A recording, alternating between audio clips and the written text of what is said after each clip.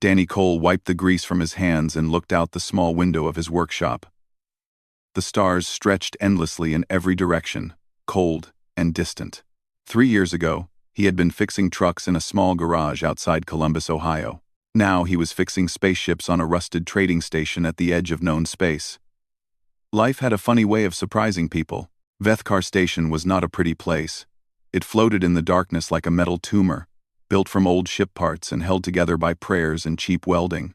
Traders came here to sell goods that were not quite legal.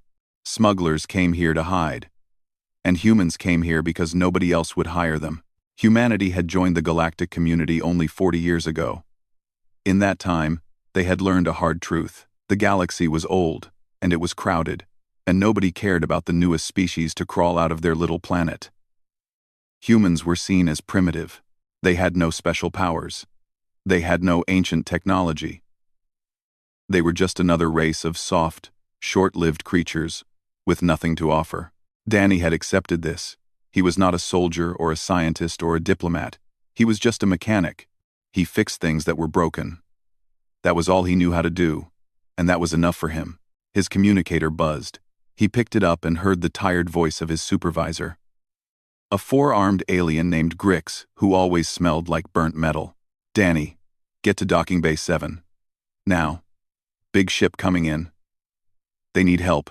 What kind of ship? Danny asked. Draconeth. Danny felt his stomach tighten. The Draconeth were one of the elder races. They had ruled their corner of the galaxy for 10,000 years. They were tall, powerful beings who looked like dragons from old Earth stories. Scales covered their bodies. Their eyes glowed with inner fire. They could move objects with their minds and burn enemies with their breath, and they hated humans. Not in a violent way. They simply did not think humans were worth their attention.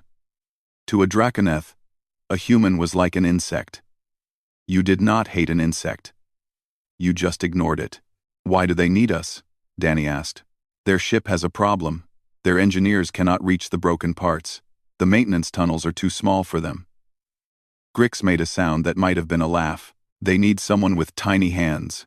That means you. Danny grabbed his tool bag and made his way through the station's narrow corridors. Other workers moved out of his way. A few gave him looks of pity. Nobody wanted to work with Draconeth.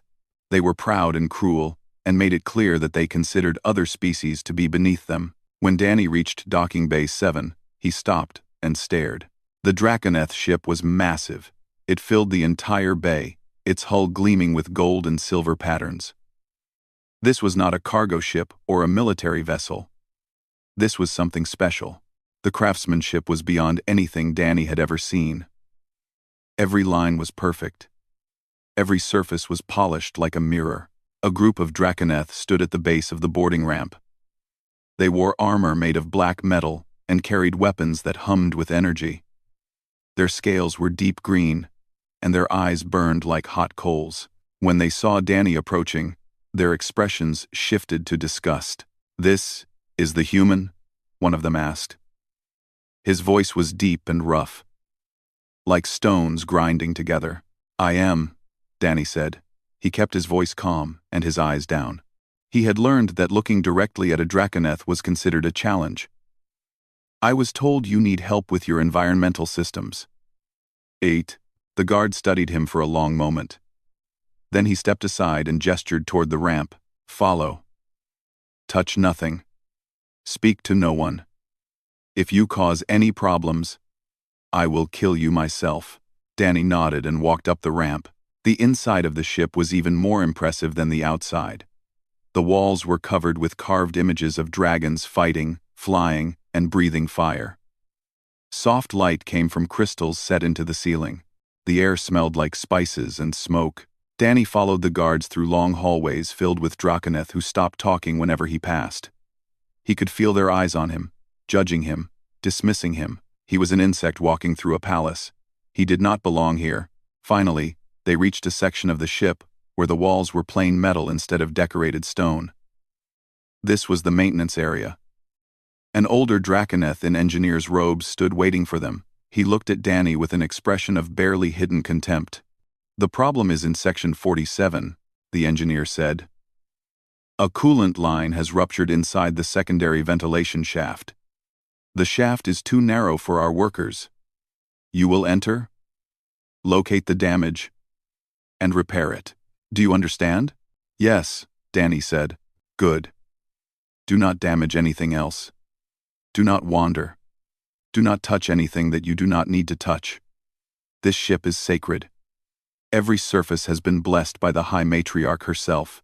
Danny blinked. The High Matriarch? The engineer's eyes narrowed. You do not know? This is the royal vessel.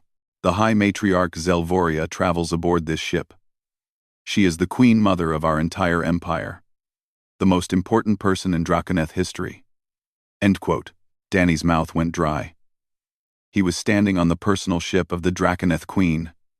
One mistake, one wrong move, and he would not just be killed. He would be erased. His name would never be spoken again. His family back on Earth would never know what happened to him. I understand, he said quietly. I will be careful. The engineer pointed to a small hatch in the wall. Begin. Danny opened the hatch and crawled inside. The maintenance shaft was dark and cramped. He had to squeeze his body through narrow gaps and climb over bundles of wires. His flashlight showed him the way. But it also showed him how old some of these systems were. This ship might look beautiful on the outside, but parts of it were ancient. As he worked his way deeper into the ship, he heard voices through the thin walls. Draconeth were talking somewhere nearby. He could not understand their language, but he could hear the tone. They sounded sad, worried, afraid. He found the broken coolant line and started his repairs. It was simple work, the kind of thing he had done 1,000 times before. But his hands were shaking. He kept thinking about where he was and what would happen if he made a mistake. An hour passed. Then 2. Danny replaced the damaged section and tested the connection. Everything worked. He began crawling back toward the entrance, relieved that the job was almost done. That was when the ship shook. A power surge ran through the walls. Sparks flew from a junction box next to Danny's head. He jerked backward, lost his grip, and fell through an access panel that should have been locked.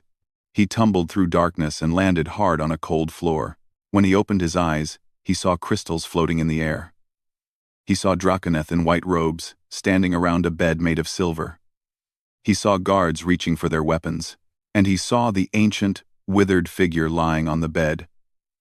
A Draconeth female so old that her scales had turned gray and her eyes had clouded over. She was connected to machines that beeped and hummed. She looked like she was already dead. Danny had fallen into the royal medical chamber. He had fallen onto the dying High Matriarch herself, and his hand was touching her arm. For 3 heartbeats, nobody moved. Danny lay on the cold floor, his body twisted at an awkward angle. His right hand pressed against the thin, papery scales of the High Matriarch's arm. The old queen did not react. Her eyes remained closed. Her chest barely rose and fell with each shallow breath. Then the screaming started. A Draconeth physician in white robes rushed toward him, claws extended. Guards drew their weapons. Someone was shouting orders in a language Danny did not understand. The air filled with the smell of ozone as energy weapons powered up. Danny tried to pull his hand away, but his fingers would not obey. Something strange was happening. A warmth was spreading from his palm into the matriarch's arm. He could feel it moving through his skin, flowing out of him like water from a broken pipe. "Kill him!" one of the guards roared. A tall Draconeth male stepped forward. He wore black armor covered with golden symbols, and his scales were a deep red color that Danny had never seen before. His eyes burned with fury. In his hand, he held a curved blade that glowed with pale blue light. This was Crown Prince Kethral, heir to the Draconeth Empire. Danny did not know his name yet, but he could see the murder in those burning eyes. The prince raised his blade. "Wait!" A female voice cried out. "Brother! Wait! Look at her!" A younger Draconeth pushed through the crowd. She was smaller than the others, with scales the color of polished silver. Her eyes were wide with shock. She was pointing at the bed, at the High Matriarch, at the place where Danny's hand touched her arm. Danny looked down and saw something impossible. The matriarch's scales were changing color. Where his skin pressed against hers, the dead gray was fading. Green was spreading outward like ink in water. Deep, healthy green. The color of new leaves in spring. "What is this?" the prince whispered. The physician rushed to the bed and ran a scanning device over the matriarch's body. His hands were shaking so badly that he nearly dropped it. "The readings," he said, his voice cracked. "The void wasting. It is receding." Nobody spoke. Nobody breathed. The void wasting was a death sentence. Every Draconith knew this. It was a disease that had plagued their royal bloodline for thousands of years. It slowly destroyed the body from the inside out, turning healthy scales gray and withering muscles to dust. No medicine could stop it. No technology could slow it down. When the void wasting came for you, all you could do was wait to die. The High Matriarch had been dying for 5 years. The greatest doctors in the Empire had tried everything. Nothing worked. She had come to this backwater station because it was on the way to her ancestral burial ground.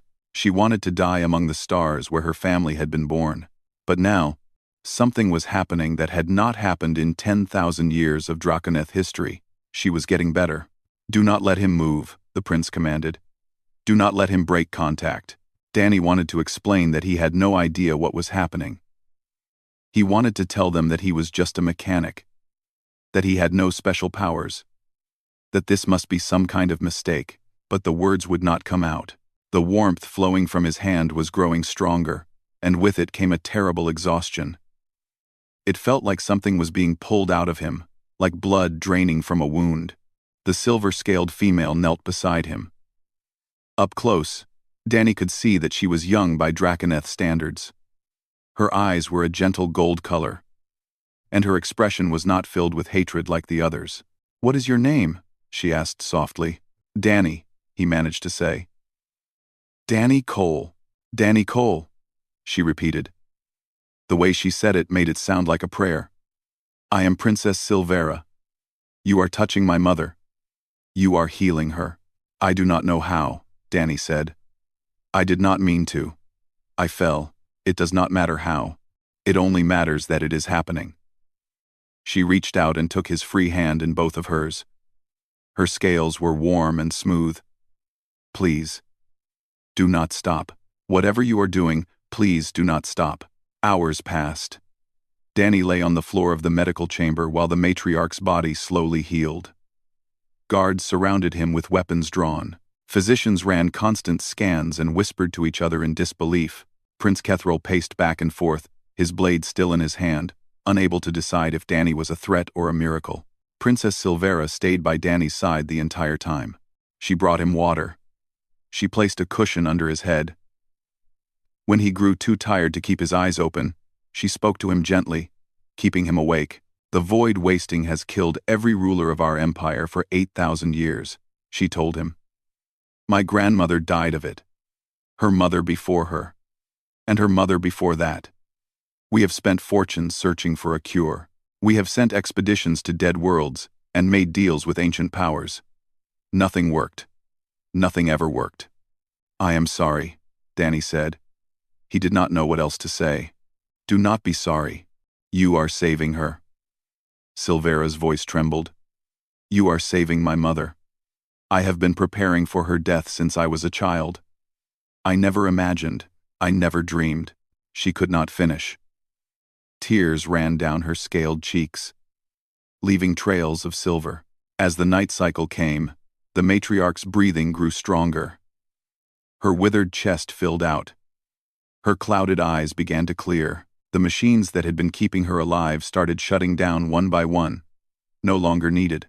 Finally, as the ship's lights dimmed to simulate evening, the High Matriarch opened her eyes. They were bright and clear, glowing with inner fire like 2 golden suns. She looked around the room, taking in the shocked faces of her children, her physicians, her guards. Then she looked down at the small, exhausted human lying beside her bed, his hand still pressed against her arm. "Who is this creature?" she asked. Her voice was rough from years of disuse. "But," There was strength in it. Real strength. "He is a human, Mother," Silvera said. "His name is Danny Cole. He has healed you." The matriarch studied Danny with those ancient, powerful eyes. He felt like she was looking straight through him, seeing everything he had ever done, and everything he would ever do. Then she spoke a single word in the old Draconeth tongue. Zel-Kethva. Every Draconeth in the room fell to their knees. Even Prince Kethril, who had been ready to kill Danny just hours ago, dropped to the floor and pressed his forehead against the cold metal. Danny did not understand. He looked at Silvera, confused. "She called you a healer," Silvera whispered. "Not just any healer. A soul mender. It is a word from our oldest legends. We thought they were myths, gods from before the beginning of time, who could cure any wound and heal any sickness with just a touch. But I am not a god," Danny said. "I am just a mechanic." The matriarch reached down and placed her hand over Danny's. Her grip was gentle but firm. Warmth passed between them, flowing both ways now. "Perhaps," she said, "you do not know what you truly are." 3 days passed aboard the royal vessel. Danny was moved from the medical chamber to a guest room that was larger than his entire apartment back on the station. The walls were covered with soft fabric that shimmered in the light. The bed was made of something that felt like clouds. Food was brought to him on silver plates, strange Draconeth dishes that tasted like nothing he had ever eaten before. He was not allowed to leave. Guards stood outside his door at all times. But these guards did not look at him with hatred anymore. They looked at him with something close to fear, and maybe, just maybe, a little bit of wonder. Every few hours, he was taken to see the matriarch. Each session lasted longer than the one before. He would sit beside her bed and hold her hand while the warmth flowed out of him. Each time, she grew stronger. Her scales regained their deep emerald color. Her muscles filled out. Her voice grew powerful and clear. The physicians could not explain it. They ran every test they knew. They took samples of Danny's blood, his skin, his hair. They scanned his body with machines that could see individual cells. They found nothing special, nothing that should have given him the power to do what he was doing. "Your biology is completely ordinary," the head physician told him on the second day. "You have no psionic abilities, no unusual energy signatures. You are just human." "Then why is this happening?" Danny asked. The physician shook his head. "I do not know. None of us know. It should be impossible." On the third day, Princess Silvera came to visit him during a rest period. She brought a bottle of something that smelled like honey and sat down across from him at a small table. "My mother wants to speak with you," she said. "A real conversation. Not just healing sessions. She has questions." "So do I," Danny admitted. Silvera poured 2 glasses of the golden liquid and pushed one toward him. "I imagine you must be very confused. That is one word for it." Danny took a sip. The drink was sweet and warm, and it made his tired muscles relax. "A week ago, I was fixing coolant pipes. Now I am being treated like some kind of holy figure. I still do not understand what is happening to me." "Neither do we." Silvera leaned back in her chair. In the soft light, her silver scales looked almost white. "But our scholars have been searching through the old records. The really old records. Books that have not been opened in thousands of years. What did they find? Stories. Legends." She hesitated. "Before my people built our empire, before we even learned to travel between stars, there were other beings in the galaxy. Ancient ones. The first intelligent life. We called them the Soul Menders because they could heal any injury, cure any disease, simply by touching the wounded." Danny listened quietly. This sounded like a fairy tale, not real history. According to the legends, the Soul Menders created the other races. They seeded life across the galaxy. Then they disappeared. Some say they died out. Others say they ascended to a higher plane of existence. We thought they were just myths, stories we told our children to help them sleep. And now you think, what? That humans are related to these soul menders somehow? I do not know what to think. Silvera met his eyes. But you healed my mother. You are doing something that no living creature should be able to do. The only explanation that makes any sense is the one that makes no sense at all. That afternoon, Danny was brought to the matriarch's private chambers. She was sitting up in a chair by a large window, looking out at the stars. She looked nothing like the dying creature he had first seen. Her scales gleamed. Her eyes burned with intelligence and power. She moved with grace and strength, like a predator who had been sleeping and was now fully awake. "Sit," she said, pointing to a chair beside her. Danny sat. His hands were shaking slightly. This was the most powerful person in the Draconeth Empire. One word from her could end his life, or change it forever. "My physicians tell me that you have no special abilities," the matriarch said. "No powers that they can detect. Yet you have done what 10,000 years of Draconeth science could not do. You have cured the void wasting." "I do not understand it any more than they do," Danny said honestly. "No. I do not suppose you would." The matriarch turned to look at him. Her golden eyes seemed to glow from within. "Tell me about your species. Tell me about humans." Danny did not know where to begin. He talked about Earth, about its blue oceans and green forests. He talked about human history, their wars and their achievements, their art and their music. He talked about how humanity had reached the stars only to discover that they were considered unimportant by the elder races. The matriarch listened without interrupting. When he finished, she was quiet for a long time. "Your people touch each other often," she said finally. "I have observed this. You shake hands when you meet. You embrace your loved ones. You hold your children close." "Yes," Danny said, not sure where she was going with this. "My people do not. Touch is sacred to us. It is reserved for mates and close family. To touch a stranger is considered deeply inappropriate." She paused. "Perhaps that is why we never discovered what you could do." "What do you mean?" "The soul menders healed through touch. Your people touch constantly. It is so natural to you that you do not even think about it." The matriarch's voice grew thoughtful. "What if your entire species carries this gift? What if every human can do what you have done, and you simply never knew because you never had the chance to try?" Danny felt cold suddenly. The idea was too big to fit in his head. "That cannot be true," he said. "Humans have been working alongside other species for 40 years. Someone would have noticed." "Would they?" "You work in isolation. You are given the lowest jobs, the dirtiest tasks. The other races avoid touching you because they consider you primitive, and you have been taught to keep your distance as well." The matriarch smiled, showing sharp teeth. "The galaxy has been ignoring humanity. Perhaps that was the greatest mistake any of us ever made." Before Danny could respond, the door burst open. Prince Kethral strode into the room, his red scales dark with anger. Behind him came a squad of guards in full battle armor. "Mother, I must speak with you," he said. His eyes flickered to Danny with barely concealed hatred. "Alone." The matriarch did not move. "Whatever you wish to say, you may say in front of our guest." Kethral's jaw tightened. "The news is spreading. The crew has been talking.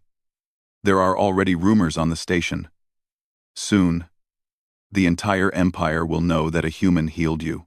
"Good," the matriarch said calmly. "They should know." Quote, "No." Kethral stepped closer, lowering his voice. "Do you not see what this means? If humans can heal the void wasting, they can heal anything. Every ruler, every noble, every wealthy merchant in the galaxy will want their own human. There will be wars fought over them. The balance of power will shift completely. And you think we should keep this secret? Use this human for ourselves? I think we should be smart."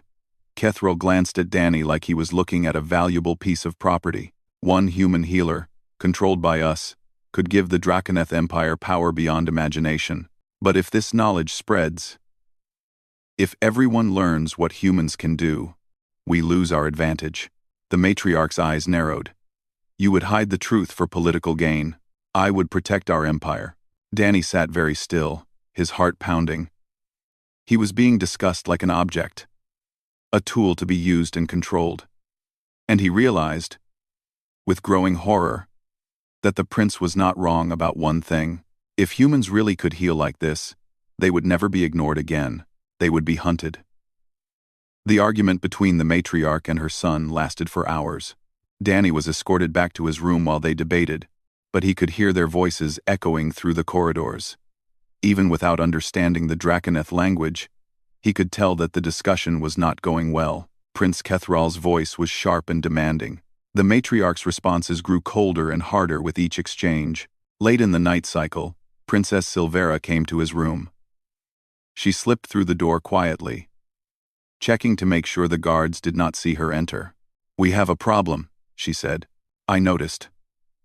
Danny was sitting on the edge of his bed, unable to sleep. "Your brother wants to keep me locked up forever." "It is worse than that." Silvera sat down beside him. Her silver scales seemed dim, like the light inside her had faded. "Kethral has convinced half the Royal Council that you are too dangerous to let go. They want to move you to a secure facility on our homeworld. You would be kept in isolation, brought out only when someone important needed healing. A prisoner, a resource."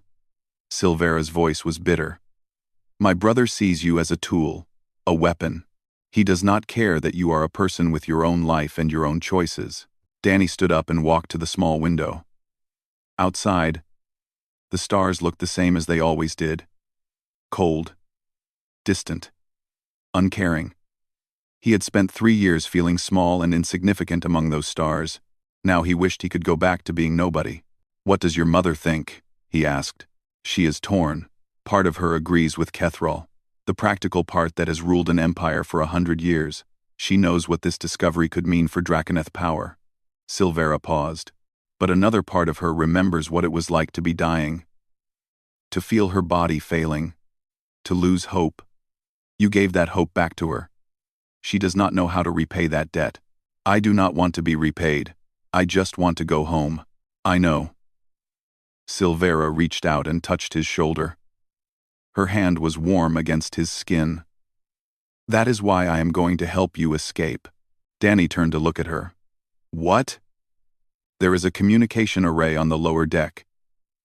If we can reach it, we can send a message to any human ship within range. Once your people know what is happening, they can put pressure on my government.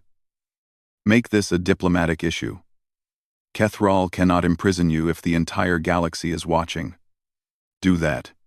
And if we get caught, then my brother will probably kill you and imprison me for treason." Silvera smiled, but there was no humor in it. "I am willing to take that risk." "Are you?"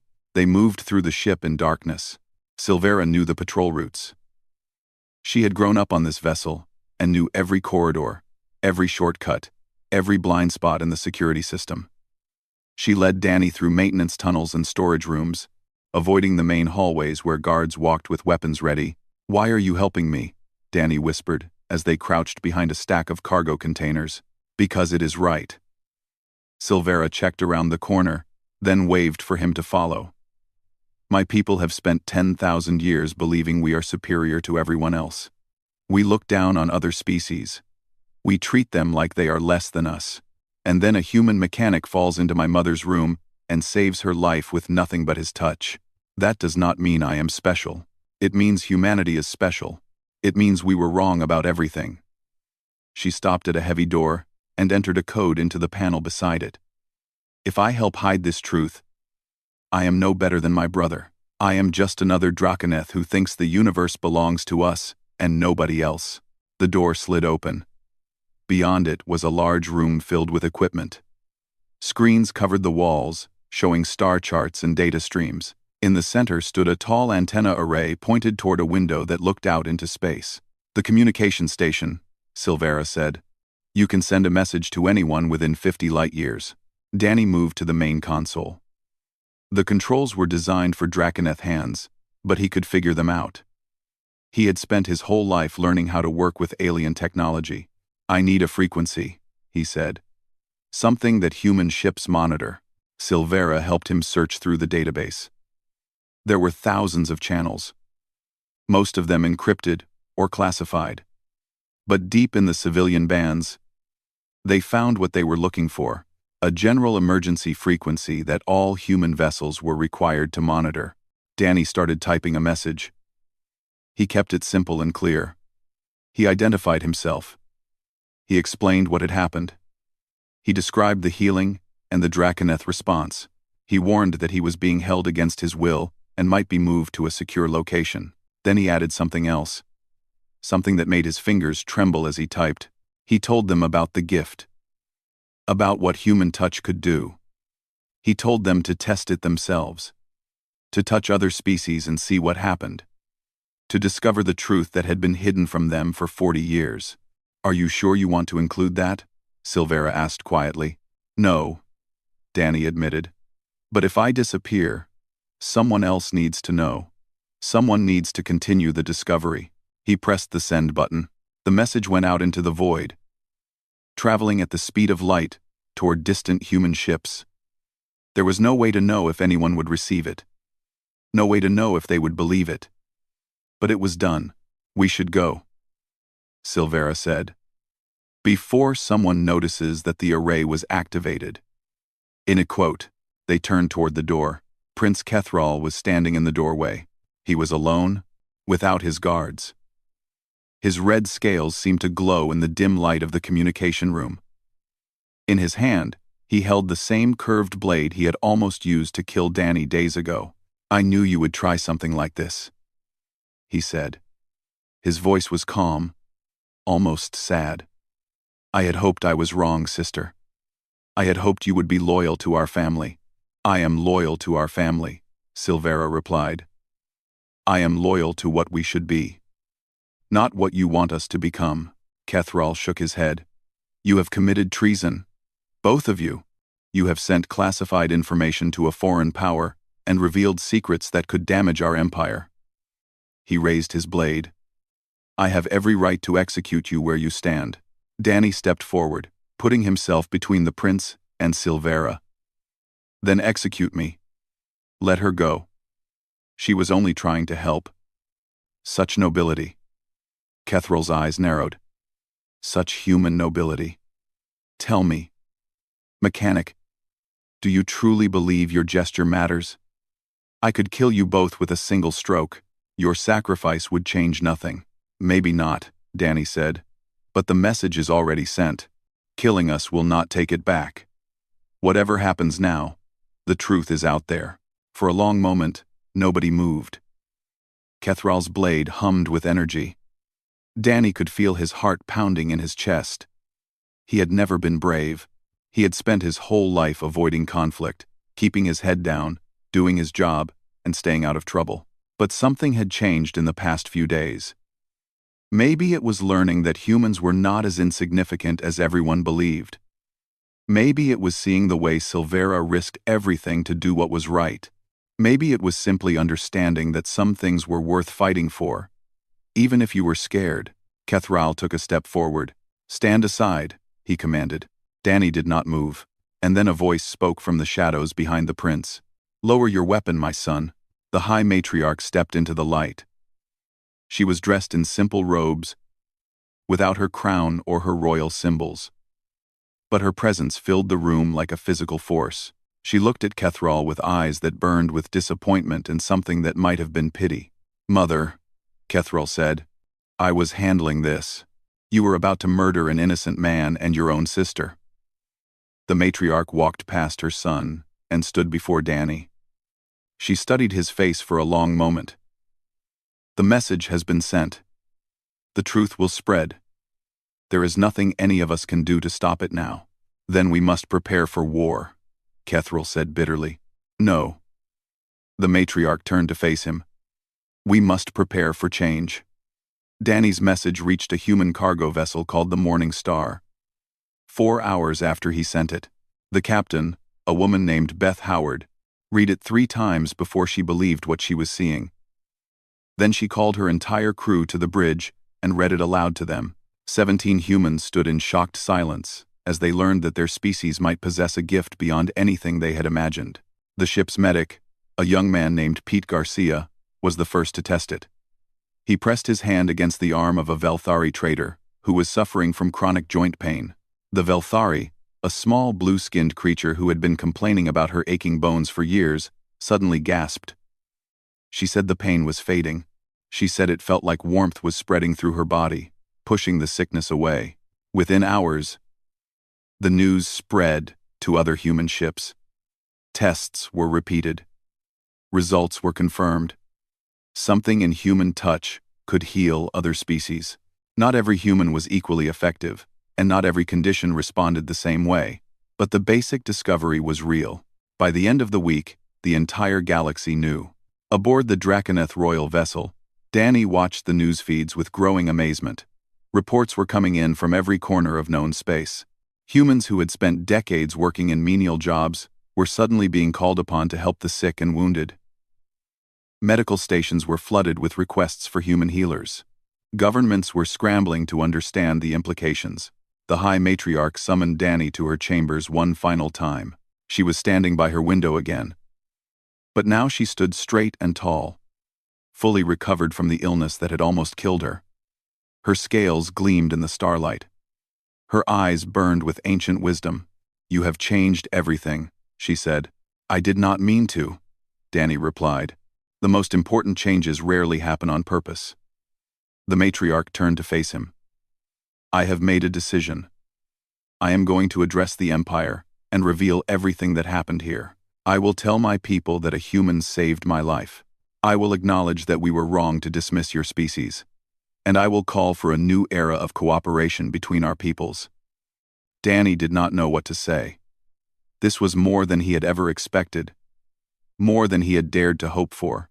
"Thank you," he managed. "Do not thank me yet. The road ahead will be difficult. My son is not the only one who sees humanity as a resource to be controlled. There will be those who try to exploit your gift. There will be conflicts and disagreements. The galaxy does not change overnight. I understand. Do you?" The matriarch moved closer to him. Despite her age, despite the centuries she had lived, there was something almost vulnerable in her expression. "You are returning to your people as a hero. You will be famous, powerful. Everyone will want something from you. Are you prepared for that?"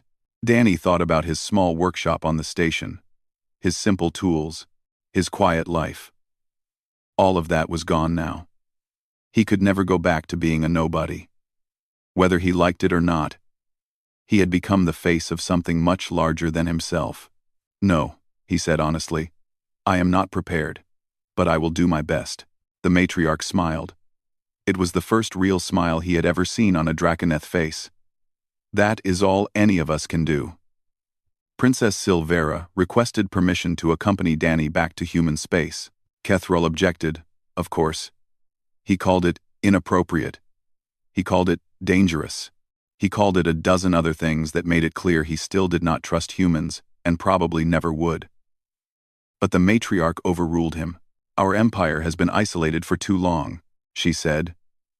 "We have built walls around ourselves and looked down on everyone outside. It is time to tear those walls down.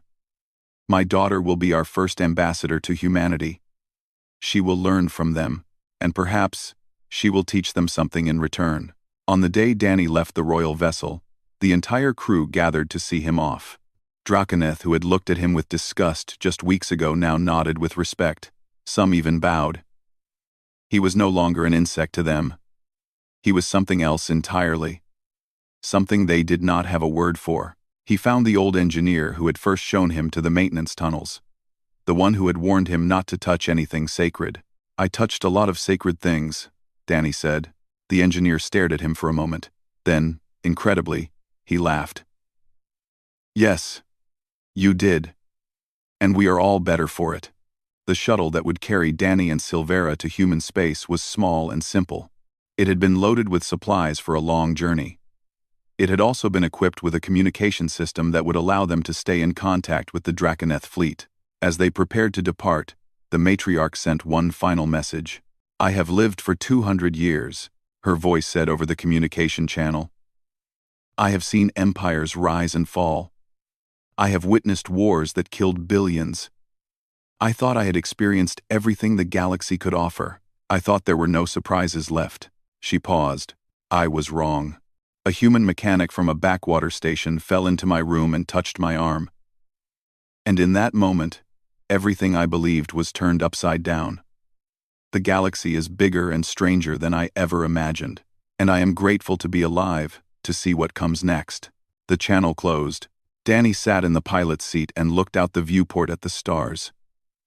Beside him, Silvera was running through the pre-flight checklist, her silver scales catching the light from the control panels. Are you ready? She asked. Danny thought about his family back in Ohio. His mother and father, who had not heard from him in months. His sister Lisa, who had cried when he left Earth and begged him not to go. He thought about how he was going to explain all of this to them, how he was going to tell them that their unremarkable son had accidentally started a revolution. No, he said, but let us go anyway. The shuttle lifted off from the docking bay and moved away from the massive royal vessel. Danny watched through the viewport as the golden ship grew smaller and smaller, until it was just another point of light among the stars. Do you think things will really change? He asked. Silvera considered the question. I think they already have. Whether the change is good or bad, whether it brings peace or conflict, that depends on what we do next. What all of us do next. That is a lot of pressure. Yes. But you do not have to carry it alone. She reached over and took his hand. Her scales were warm against his skin. We will face whatever comes together. Human and Draconeth. Two species who were taught to ignore each other. Learning to work side by side. Danny squeezed her hand gently. The warmth flowed between them. Not healing anything this time. Just connecting. Just reminding them both that they were not alone. As the shuttle jumped to faster than light speed, and the stars stretched into lines of light around them, Danny allowed himself to smile. He was still just a mechanic from Ohio. He still did not understand half of what had happened to him. He still had no idea what the future would bring, or how he would handle the responsibility that had been thrust upon him. But for the first time since he had come to space, he did not feel small. He did not feel insignificant. He felt like part of something bigger than himself. And that, he decided, was enough for now. In the quiet of the cockpit, surrounded by stars and possibilities, Danny Cole began the long journey home, not as a nobody, not as an insect, but as the man who had changed everything by accident, and the galaxy would never be the same.